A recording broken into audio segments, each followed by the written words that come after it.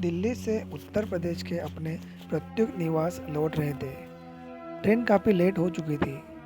वे अपने स्टेशन पर उतरे तो रात के 1:30 बज चुके थे। छोटे स्टेशनों पर देर रात को सवारी मिलने में दिक्कत होती है। फिर राकेश का घर शहर के बाहर पड़ता था, इसीलिए वे रेलवे लाइन के किनारे किनारे चलने लगे। जैसे ही वे प्लेटफॉर्म छोड़कर पटरियों के किनारे आए, उन्होंने एक युवती को साथ चलते देखा। उन्होंने पूछा तो उसने बताया कि वह हॉस्टल से घर आ रही थी। ट्रेन लेट होने के कारण परेशानी में पड़ गई। इत्तेफाक से उसका घर उस घुमटी के पास ही था जहाँ से राकेश के घर का रास्ता निकलता था। उसने कहा कि ठीक है, उसे घर पहुँचाकर ही वह आगे बढ़ेगा। उसने बताया कि वह इंटर में पढ़ती है और उसके पिता का नाम अर्जुन सिंह है। उसने पूछा कि आप क्या बैडमिंटन खेलते हैं? राकेश ने कहा, खेलता हूँ। उसने बताया कि वह टूर्नामेंट में उसे खेलते हुए देख चुकी है। रेल लाइन के एक तरफ खेत थे, दूसरी तरफ छिटपुट आबादी। कुछ घर अभी बन ही रहे थे, कुछ घरों से रोशनी आ रही थी। उसके साथ बात करते हुए कब हम रेल फाटक के पास पहुंच गए पता ही नहीं चला। उसने इशारे से राकेश को अपने घर दिखाते हुए कहा कि अब वह चली जाएगी। राकेश ने कहा कि उसे घर तक पहुंचाकर आगे बढ़ेगा, लेकिन उसने कहा अब कोई परेशानी नहीं। अंततः राकेश ने कहा कि वह घर पहुंचने के बाद आवाज़ देगी, तभी वह आगे बढ़ेगा। बहरहाल उसने अपने दरवाजे पर पहुंचने के बाद आवाज़ दी। वह अपने रास्ते चल पड़ा।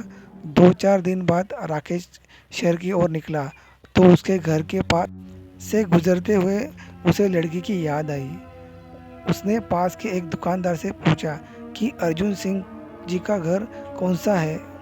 उसने एक घर की ओर इशारा करते हुए बताया कि गेट के पास जो होटल है वही अर्जुन सिंह है। उनके पास गया और कहा, नमस्ते अंकल। वे राकेश को पहचानने की कोशिश करने लगे।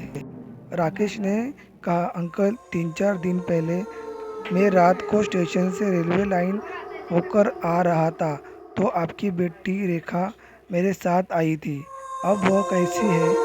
अर्जुन सिंह राकेश की बात खामोशी से सुनते रहे, फिर उसे अंदर आने का इशारा किया। हम ड्राइंग रूम में बैठे ही थे कि एक लड़की ट्रेन में बिस्किट और पानी रख गई। अर्जुन सिंह ने बताया कि वह उनकी छोटी बेटी सविता है। राकेश ने पूछा, रेखा कहाँ है? इस पर अर्जुन सिंह ने दीवार की ओर इशारा किया। वहाँ रेखा की तस्वीर टंगी थी जिस पर माला पहनाया हुआ था। मैं चौंका। अर्जुन सिंह ने बताया, 2 महीने पहले की बात है। रेखा ट्रेन से उतरकर रेलवे लाइन से होते हुए पैदल आ रही थी। पीछे से 2 भैंसें दौड़ते हुए आई। कुछ लोगों ने शोर मचाया तो रेखा ने पीछे मुड़कर देखा। उसने बचने के लिए वह रेलवे लाइन पर दौड़ गई। उसी वक्त एक ट्रेन आ रही थी जिससे वह काटकर मर गई। यह कहते कहते उनकी आंखें डबडबा गई। फिर थोड़ा सा संयम होकर पूछा, रेखा बहुत ही हंसमुख लड़की थी, हमारे घर की रौनक थी, पढ़ने में बहुत तेज थी। अच्छा बताओ, वह तुमसे मिली तो उदास नहीं लग रही थी ना? राकेश ने कहा कि वह सामान्य छात्रा की तरह बात कर रही थी। कहीं से ऐसा नहीं लगा कि राकेश धीरे से उठा और बोला, अच्छा अंकल, चलता हूँ। अर्जुन सिंह ने कहा, ठीक है बेटे, आते रहना। राकेश भावुकता में बहता हुआ बाहर निकला।